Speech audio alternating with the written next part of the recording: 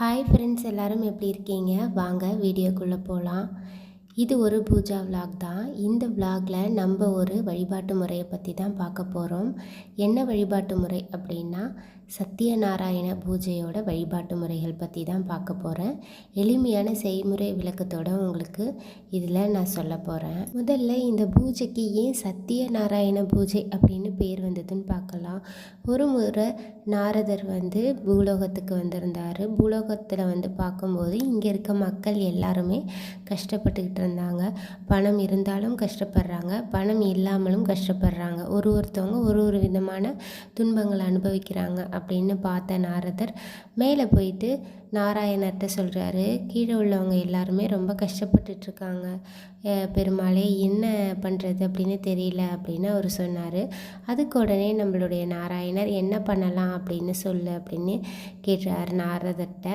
நாரதர் அதுதான் எனக்கு தெரியல பெருமாளே, அதனால தான் நான் உங்கள்கிட்ட கேட்குறேன் அப்படின்னு சொன்ன உடனே நாராயணர் என்ன சொல்கிறாரு அப்படின்னா, ஒரு விரத முறையை சொல்கிறாரு. எவர் ஒருவர் இந்த மாதிரி விரத முறையை மேற்கொண்டு எனக்காக விரதம் இருக்கிறாரோ அவர்கள் என்ன வேண்டி கேட்கிறார்களோ அவருடைய கோரிக்கைகளை நான் சத்தியமாக உடனே நிறைவேற்றி தருவேன் அப்படின்னு நாராயணரே சத்திய வாக்கு கொடுக்குறாரு. அதனால தான் இந்த பூஜைக்கு சத்யநாராயண பூஜை அப்படின்னு பேர். இந்த பூஜை செய்யறதுக்கு உகந்த நாட்கள் என்னென்ன அப்படின்னு பார்க்கலாம். ஞாயிற்றுக்கிழமை, திங்கட்கிழமை, வெள்ளிக்கிழமை, சனிக்கிழமைகளை செய்யலாம். அதே மாதிரியே புரட்டாசி மாதம் வரக்கூடிய சனிக்கிழமைகளிலும் செய்யறது ரொம்ப சிறப்பு. அடுத்தது என்ன அப்படின்னா, எந்தெந்த திதிகளில் செய்யலாம் அப்படின்னு, அமாவாசை, துவாதசி, அஷ்டமி, சங்கராந்தி, தீபாவளி அன்னைக்கும் இந்த பூஜையை செய்யலாம். ரொம்ப சிறப்பு, அதீத பலன் நமக்கு கிடைக்கணும் அப்படின்னா கண்டிப்பாக பௌர்ணமி அன்னைக்கு இந்த பூஜையை செய்கிறது தான் மிகச்சிறப்பான பலன்களை நமக்கு கொடுக்கும். இந்த பூஜை செய்கிற நேரம் நமக்கு என்னென்ன பலன்கள் கிடைக்கும் அப்படின்றத பற்றி பார்க்கலாம். பொதுவாகவே ஒரு தேவைக்காக ஒரு தெய்வங்களை நம்ம வழிபாடு செய்வோம். முருகன் எடுத்துக்கிட்டால் நம்ம குழந்தை பேர் வேணும். அதே மாதிரியே வீடு, நிலம் சம்மந்தப்பட்ட பிரச்சனைகளுக்காக நம்ம முருகப்பெருமானை வழிபடுவோம். அதே மாதிரியே சத்யநாராயண பூஜை மட்டும் உங்களுக்கு என்ன தேவை இருக்கிறதோ, என்ன உங்கள் வாழ்க்கையில் நடக்கணுமோ அது மாதிரி எது வேணாலும் நீங்கள் இந்த பூஜையை செய்யலாம், இந்த விரதத்தை செய்யலாம். குழந்தை பேர், திருமணம், பதவி உயர்வு, அரசாங்க வேலை, வீடு வாங்கணும் அப்படின்னு உங்களுக்கு என்ன வேணுமோ அந்த வேண்டுதலை கேட்டு நம்ம சத்யநாராயணர்லேருந்து பெற்றுக்கொள்ளலாம். அதனால் எதுக்காக வேணாலும் இந்த விரத முறையை மேற்கொள்ளலாம். சத்யநாராயண விரதம் எப்படி மேற்கொள்ளணும் அப்படின்னு பார்க்கலாம். இப்போ ஒருத்தவங்களுக்கு கல்யாணம் நடக்கணும் அப்படின்னா, யாருக்கு கல்யாணம் நடக்கணுமோ ஆணோ பெண்ணோ அவர்கள் உபவாசம் இருந்து இருந்த விரதத்தை மேற்கொள்கிறது சிறப்பு. காலையில் எழுந்திரிச்சு குளிச்சுட்டு நம்ம வீட்டில் விளக்கேற்றி சத்யநாராயணருக்கு நம்ம பூஜை பண்ணி, அதே மாதிரியே மதியம் நீங்கள் சாப்பிடக்கூடாது, காலையிலையும் சாப்பிடக்கூடாது. மாலை 7 மணிக்கு மேலே வீட்டில் சத்யநாராயணருக்கு பூஜை பண்ணி விரதத்தை முடிச்சுக்கணும். இந்த விரதத்தை ஆண்கள் பெண்கள் 2 பேருமே இருக்கலாம். சத்யநாராயண விரதத்தோட பூஜை முறைகள் என்னென்ன அப்படின்னு பார்க்கலாம். இந்த பூஜைக்கு முதல்ல நம்ம கலச சொம்பு ரெடி பண்ணிக்கணும். கலச எடுத்துக்கிட்டு அதில் அந்த சொம்போட வாய்ப்பகுதி வரைக்கும் நீர் நிரப்பி அதில் மங்கள பொருட்களான மஞ்சள், குங்குமம், பச்சை கற்பூரம், ஏலக்காய், கிராம்பு இந்த மாதிரி 5, 7 அப்படின்ற எண்ணிக்கையில் பொருட்களை போட்டுக்கணும். அதில் ஒரு தேங்காயை வைக்கணும். அந்த தேங்காய் மட்டை தேங்காயாக இருக்கக்கூடாது. தேங்காயோட மட்டைகளை எல்லாம் நல்லா உரிச்சிட்டு அதில் முழுக்க தழைய நல்லா மஞ்சள் தடவி குங்கும திலகம் இட்டு தான் நம்ம கலச சொம்புக்குள்ளே இந்த தேங்காயை வைக்கணும். கலச சொம்போட வாய்ப்பகுதியில் ஒரே ஒரு மஞ்சள் கயிறு மட்டும் கட்டிடுங்க. சொம்பு ஃபுல்லாக நூல் சுற்ற முடியல அப்படின்னா இந்த ஒரே ஒரு நூலை மட்டும் நம்ம கட்டிக்கலாம். கட்டிட்டு சொம்போட வாய்ப்பகுதியில் மாவிலையால் நம்ம எல்லா ஒரு 5, 7 அப்படின்ற எண்ணிக்கையில் மாவிலைகளை வச்சுக்கணும். மாவிலை கிடைக்கல அப்படின்னா வெற்றிலையையும் நீங்கள் பயன்படுத்தலாம். இந்த சத்யநாராயண பூஜை செய்கிறதுக்கு கண்டிப்பாக 2 குத்து விளக்குகள் இருக்கிறது ரொம்ப சிறப்பு. அதே மாதிரி 2 சின்ன வாழைக்கன்றுகள் இருக்கணும், அதையும் பார்த்துக்கோங்க. ஒருவேளை உங்களுக்கு வாழைக்கன்றுகள் கிடைக்கல அப்படின்னா மாவிலையையே வந்து 2 சைடிலும் நம்ம வந்து தொங்க விட்டு இந்த பூஜையை செய்யலாம். சத்யநாராயணரோட படத்தை எடுத்து நல்லா தொடச்சி சந்தனம் குங்குமம் வச்சுக்கோங்க. கண்டிப்பாக துளசி மாலை போடணும். துளசி மாலை உங்கள்கிட்ட இருக்கிற மற்ற பூக்களை சேர்த்து கட்டி அதை எடுத்துக்கோங்க. அதே மாதிரி அர்ச்சனை பண்ணுறதுக்கும் துளசி சிறு உதிரி பூக்களை எடுத்து வச்சுக்கிறது ரொம்ப சிறப்பு. ஒரு இலை போட்டு அந்த இலையில் மேலே பச்சரிசி பரப்பி நம்ம ரெடி பண்ணி வச்சுருந்த கலச சொம்பை எடுத்து அந்த பச்சரிசி மேலே வச்சுட்டு நம்ம வந்து அது மேலே ஏதாவது துணி போட்டு கலசத்துக்கு நம்ம வந்து பூ வச்சுக்கணும். அதே மாதிரியே சத்யநாராயணருக்கும் துளசி மாலை போட்டு ரெடி பண்ணிக்கணும். 2 சைடும் குத்து விளக்கு வச்சுக்கணும். நம்ம வீட்டில் இந்த சத்யநாராயண பூஜை செய்யும்போது நம்மளோட நெய்பர்ஸ், நம்மளோட ரிலேட்டிவ்ஸ், ஃப்ரெண்ட்ஸ் எல்லாம் நம்ம கூப்பிட்றது ரொம்ப சிறப்பு. அப்படி கூட்டு நம்ம வழிபாடு செய்யும்போது நமக்கு அதீத பலன்கள் கிடைக்கும். இந்த பூஜையில் 5 பேரை நம்ம வழிபாடு செய்யணும். அப்போ தான் இந்த பூஜை முடிவடையும். முதல்ல நம்ம யாரை வழிபாடு செய்யணும் அப்படின்னா நம்மளுடைய விநாயகர் பெருமானை வழிபாடு செய்யணும். அதனால் மஞ்சள் பிள்ளையாரை பிடிச்சி வச்சுக்கோங்க. விநாயகர் உருவமோ இல்லை சிலைகளோ வச்சுருந்தீங்க அப்படின்னா அதையும் வைத்து நீங்கள் வந்து வழிபாடு செய்யலாம். விநாயகருக்குரிய பாடல் படிக்கணும். பாலும் தேனும் பாவும் பருப்பும் இவை 4ம் கலந்து நான் உனக்கு தருவேன்.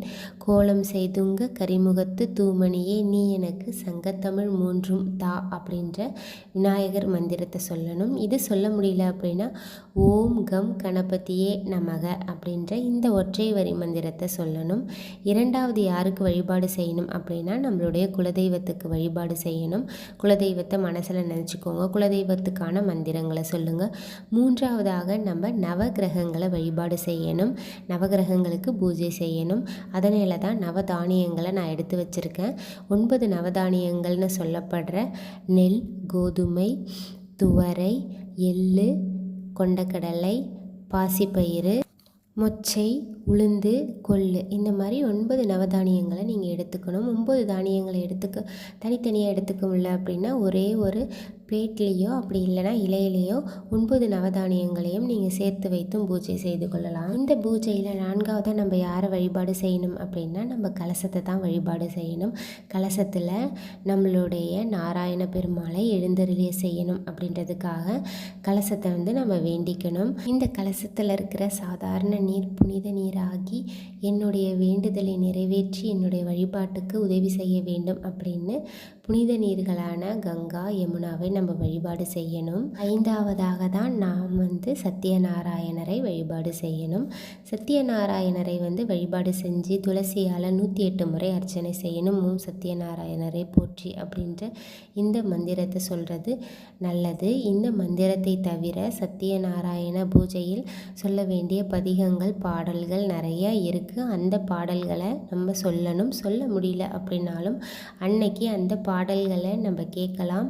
நம்ம வந்து ஃபோனில் அந்த பாடல்களை போட்டு விட்டுட்டு நம்ம பூஜை செய்யறதும் ரொம்ப சிறப்பு. இந்த பூஜை அப்போ நாராயணருக்கு நம்ம வைக்க வேண்டிய நெய்வேத்தியங்கள் என்னென்ன அப்படின்னு பார்க்கலாம். கேசரி, சர்க்கரை பொங்கல், பால் பாயாசம், அரிசி மாவால் செய்யப்பட்ட உணவுகள், கோதுமை மாவால் செய்யப்பட்ட உணவுகள், பழங்கள், 5 வகை சாதங்கள், இந்த மாதிரி என்ன வேண்டுமானாலும் நீங்கள் வைத்து வழிபாடு செய்யலாம். இந்த சத்யநாராயண பூஜை செய்யறதுக்கு சில விதிமுறைகள்லாம் இருக்குது. என்னென்ன விதிமுறைகள் அப்படின்னு பார்க்கலாம். இந்த பூஜை செய்யறதுக்கு கண்டிப்பாக சத்யநாராயணரோட படம் தான் வச்சுக்கணும். நான் அந்த வீடியோவில் காட்டியிருக்கேன்ல அந்த படம் தான் சத்யநாராயணரோட படம். நீங்கள் கடைகளில் சத்யநாராயணர் அப்படின்னு கேட்டு வாங்கிக்கலாம். இதை தவிர்த்து பெருமாளுடைய படங்களோ திருப்பதி வெங்கடாஜலபதி படங்களோ நாம் வைத்து இந்த பூஜையை செய்யக்கூடாது.